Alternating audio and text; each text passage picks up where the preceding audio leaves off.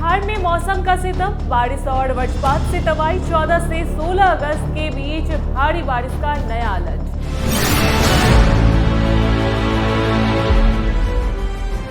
नमस्कार, आप देख रहे हैं स्टार टीवी बिहार। मैं हूं आपके साथ अपराजिता सिंह। बिहार में मानसून के सक्रिय होते ही एक तरफ जहां लोगों को गर्मी से थोड़ी राहत मिली है, वहीं दूसरी तरफ इससे बदले मौसम ने राज्य के कई जिलों में भारी तबाही और नुकसान भी पहुंचाया है। मौसम विभाग ने राज्य के अधिकांश हिस्सों में बारिश और वज्रपात का येलो अलर्ट जारी किया, लेकिन इसके साथ ही आकाशीय बिजली और तेज हवाओं की वजह से जान माल के नुकसान की खबरें भी सामने आने लगी है।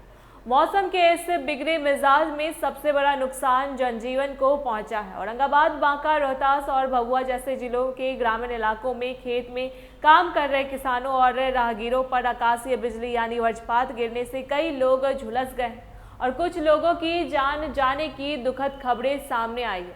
इसके साथ ही खुले आसमान के नीचे बंधे मवेशी भी इस आकाशीय बिजली की चपेट में आ रहे हैं, जिससे पशुपालकों को भारी क्षति पहुंची है।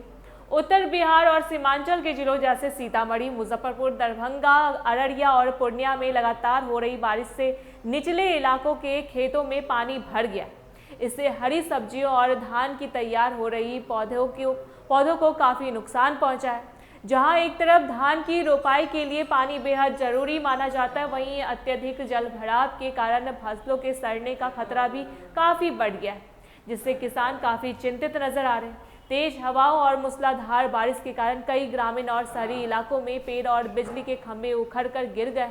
इससे गया, नालंदा और पटना के आसपास के ग्रामीण इलाकों में कई घंटों तक बिजली आपूर्ति पूरी तरह ठप रही।